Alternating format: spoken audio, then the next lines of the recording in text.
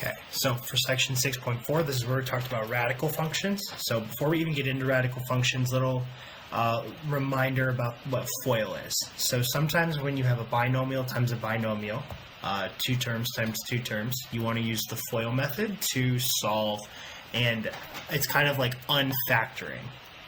So when you have two binomials being multiplied together, you want to start by multiplying the first two terms together. So if I have 2x plus 3 times 5x minus 8, I'm going to start by multiplying the first two terms together. So 2x times 5x.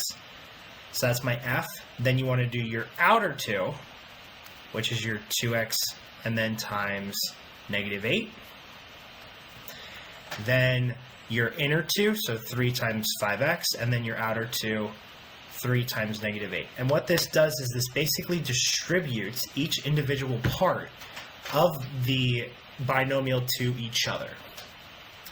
So then once you multiply all those together, then you just go ahead and add combined like terms.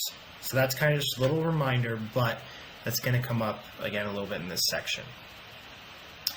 So we have these radical functions. They're functions of the form f of x equals the square root of x. So this is also called a root. That's kind of another way to think about it. So when you have no number on this root symbol here, it's the square root. So there's kind of an unwritten 2 here.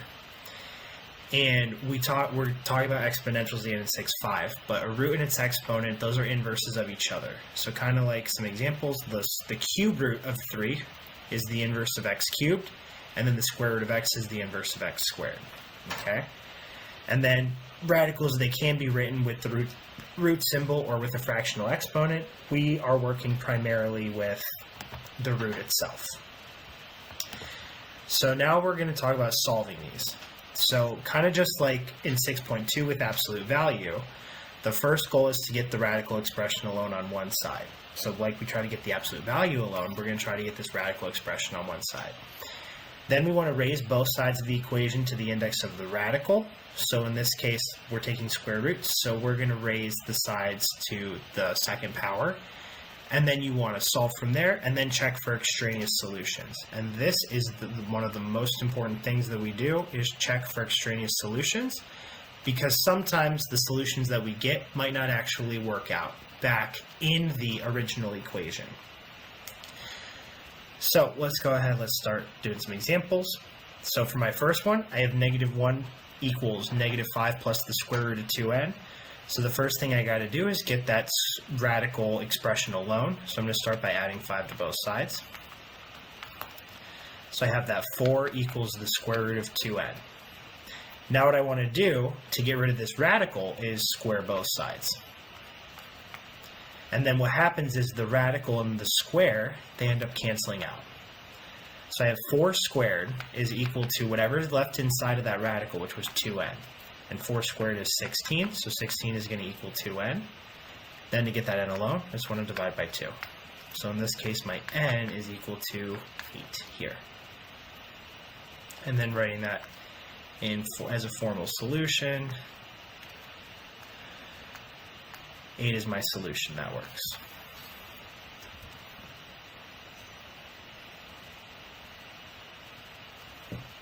Okay. So second one, -35 equals -5 times the square root of n minus 7. So I'm going to divide both sides by -5.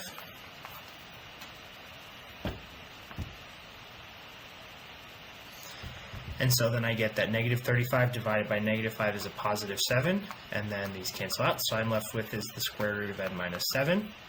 Same kind of deal, square both sides. So I get that 7 squared equals, and these cancel out, n minus 7. So 49 is equal to n minus 7. So when I add 7 to both sides, I get that n is equal to 56. So that is my solution is 56. We don't necessarily have to check for extraneous solutions here quite yet, only because we are not working with full quadratics. But we're going to get to the example when we do.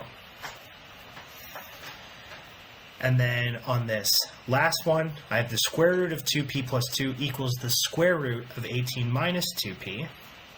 So when you have a square root equal to a square root, go ahead and update or square both sides. And then what happens is those just cancel out. So all that you have is 2p plus 2 is equal to 18 minus 2p. So then I'm going to start, I want to get my p's on one side, my constants on another. So I'm going to cancel those out. So I get that 4p plus 2 is equal to 18. And I'm going to subtract 2 from both sides. So I get that 4p is equal to 16. So when I divide by 4, I get that p equals 4. This is one where you want to double check and make sure that your solution works out. So you want to double check, does 2 times 4 plus 2, does the square root of that equal the square root of 18 minus 2 times 4? So checking, is this true? 2 times 4 plus 2 is 8, or 8 plus 2 is 10, so that we have the square root of 10. And 18 minus 2 times 4, which is 8, and that equals the square root of 10, so that solution checks out. So we have a solution of 4. And then kind of we want to do the exact same thing, again moving forward. So if I look at this one, the fourth one, so I have r equals the square root of 12 minus 4. Radical expressions alone, so go ahead and square both sides. So I have that r squared is equal to 12 minus r. Now you want to get everything over to one side, because now what's happening here is you have a quadratic. So you have r squared plus r minus 12 plus r minus 12 is equal to 0. Now you got to solve that quadratic. So what we did in 6.3, solve that quadratic right here. So I would say my b value is 1 and my c value is negative 12. So two factors that multiply to negative 12 and add to 1 would be 4 and negative 3. So I have r plus 4 times r minus 3 is equal to 0. So set each of those factors equal to 0. So r equals negative 4 and r equals 3. Now you just want to double check in the original solution. So before we even squared anything, do those solutions work?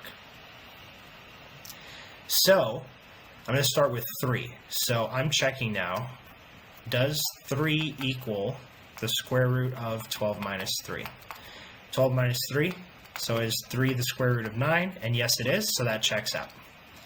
Now if I'm checking for negative 4, I want to know negative 4, is that equal to the square root of 12 minus negative 4? So is negative 4 equal to the square root of 16? Well, we know that when we take the square root of something, we are going to get positive numbers only. So that is an example of an extraneous solution. That negative 4 is not actually a solution. And that is how you can get extraneous solutions.